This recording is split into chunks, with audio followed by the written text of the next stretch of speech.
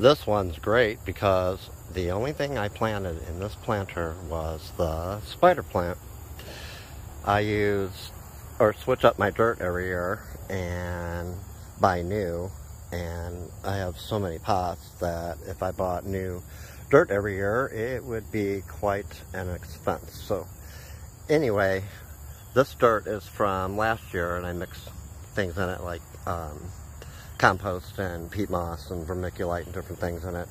But like I said, I only planted the spider plant. A coleus, scarlet coleus came back, begonia in there somewhere, and impatiens, and those white petunia.